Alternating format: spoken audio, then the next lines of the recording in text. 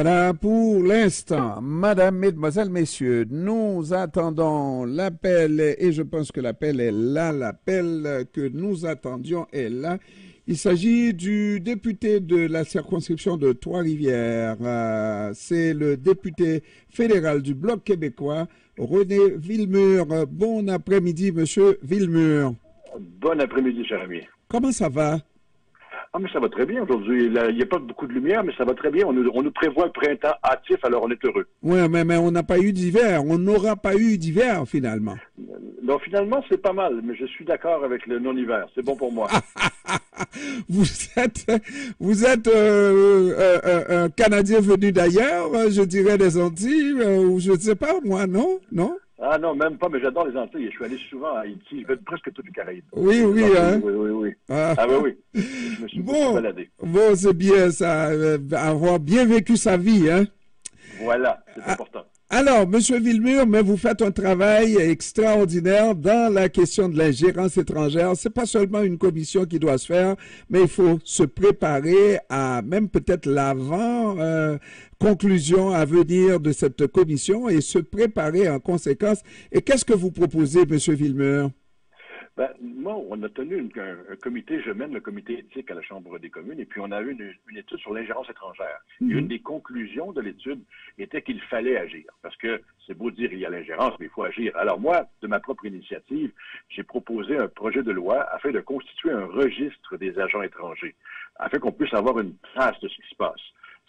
C'est un outil parmi une panoplie d'outils, là, mais c'est l'outil de base, c'est le premier. Mais ça, M.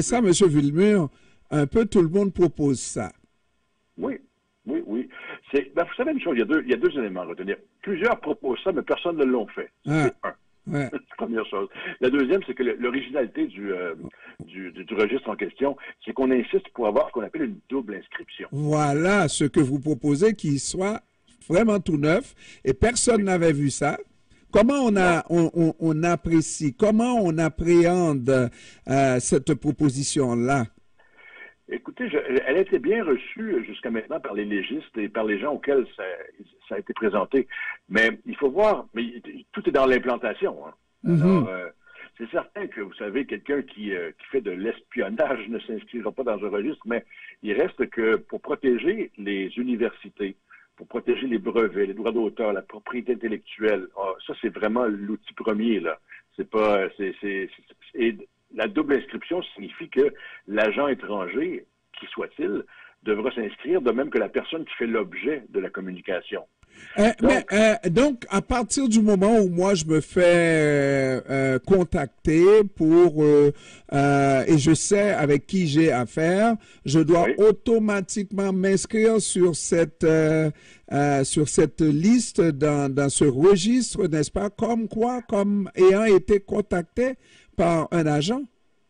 Comme ayant un lien avec une puissance étrangère. Et puis le lien peut être très bien, ça peut être une collaboration universitaire, par exemple, mais c'est vu, c'est connu. Alors, ce qu'on va faire, c'est que la personne à l'autre bout, si elle ne déclare pas la même chose que vous, ben là, il y aura un problème. C'est de là la double inscription, là, parce que si la personne dit, moi, je contacte monsieur ABC pour la chose banale, et l'autre dit non, c'est très grave, ben, il va y avoir on va faire coïncider les choses, là. OK.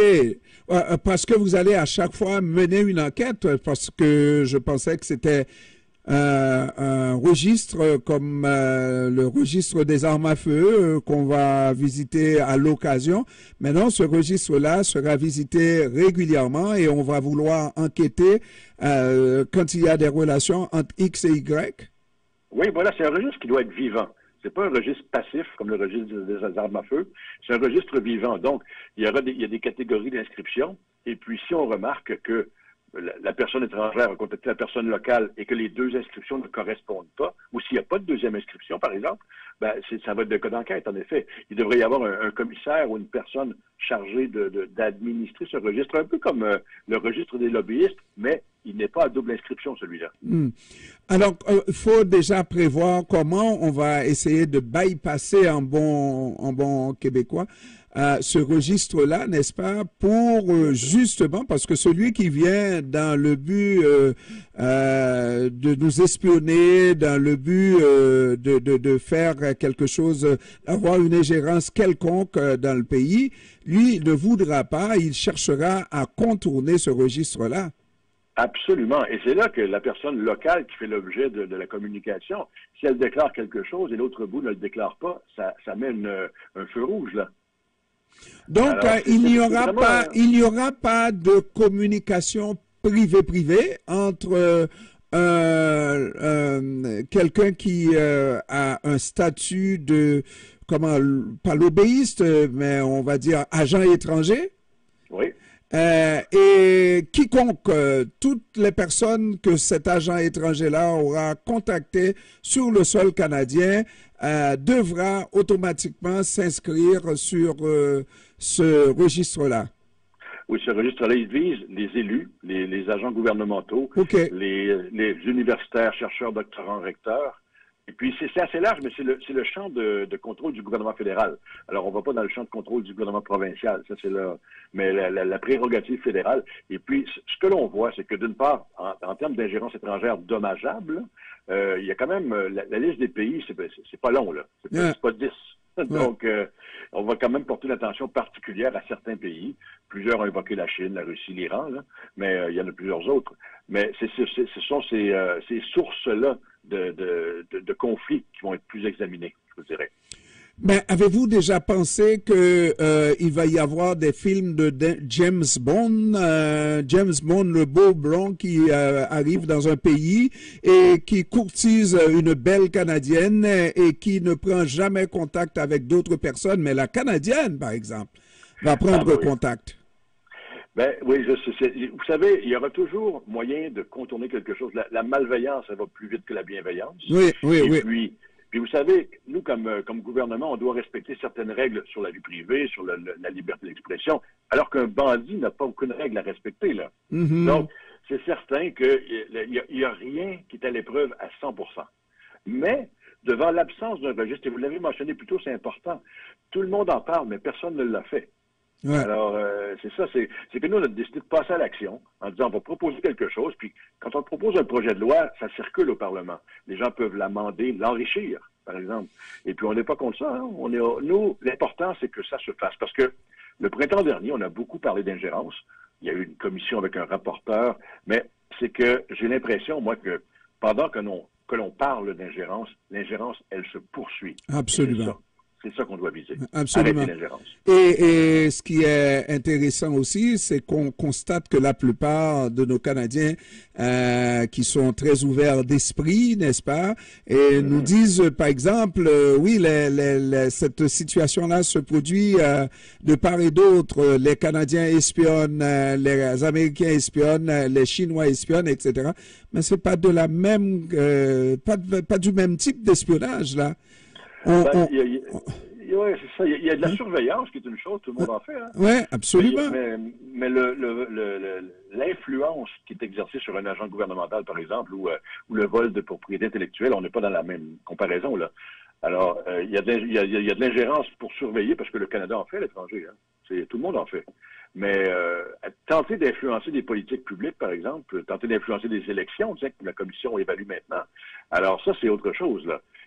C'est cette influence malveillante-là que l'on veut pouvoir identifier, suivre, atténuer ou arrêter carrément.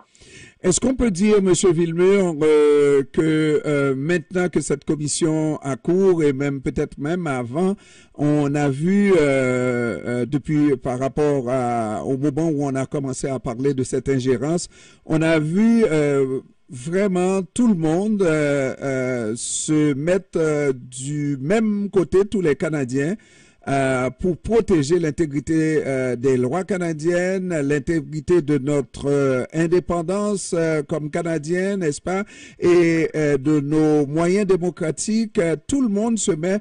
Il n'y a pas de partisanerie, c'est ce que j'adore, parce que au début, on a vu vraiment des couteaux volés très bas. Là, maintenant, tout le monde se met du même côté du drapeau canadien. Oui, c'est ça maintenant, oui. Au début, c'était difficile parce que certains ne voulaient pas reconnaître la présence de l'influence ou le dommage de l'influence. Et puis, il faut quand même donner j'en vois pas un blanc ici. Il y a certaines décisions qui prennent du temps. Mais maintenant, les gens sont sur la même longueur d'onde et puis on veut protéger la vie des citoyens ici, et puis la propriété également, puis la démocratie en tant que telle en bout de ligne, parce que c'est ce que c'est. On travaille dans l'intérêt public. Monsieur Villemer, est-ce que vous espérez que le travail avec cette commission-là, on va réussir, malgré les périodes de huis clos qu'on va avoir, réussir à vraiment toucher la problématique de fond en comble et de faire ce qu'il faut pour éviter et surtout envoyer un message très clair. Je pense que même si vous êtes du bloc, mais vous avez apprécié que Justin Trudeau ait dit carrément chez comment les Indiens, n'est-ce pas, qu'ils ont fait quelque chose qui était vraiment inacceptable, que de faire tuer quelqu'un, un Canadien, au Canada. C'est terrible que l'on dise ça et l'on fasse de quoi pour que ça ne se reproduise plus. Je trouve que c'est super, n'est-ce pas? Ben oui, bien sûr. Les bornes ont été dépassées dans ce cas-là par des kilomètres. On ne peut pas cautionner l'assassinat de citoyens canadiens chez nous par une puissance étrangère. C'est bien certain. Le défi de la commission, il va être simple. Vous savez, c'est que la commissaire a la tâche ardue de faire l'équilibre entre la sécurité et puis la transparence. Mm-hmm. Donc, et ça, c'est pas facile. Mais je crois, et plusieurs personnes du service de renseignement l'ont mentionné cette semaine, c'est que les gens vont devoir réviser souvent leurs critères de confidentialité, parce que ce qui était confidentiel il y a 20 ans n'a peut-être plus aussi besoin d'être protégé aujourd'hui. Puis, généralement, pour travailler beaucoup dans ce domaine, je peux vous dire que souvent, on ne révise pas ces critères-là.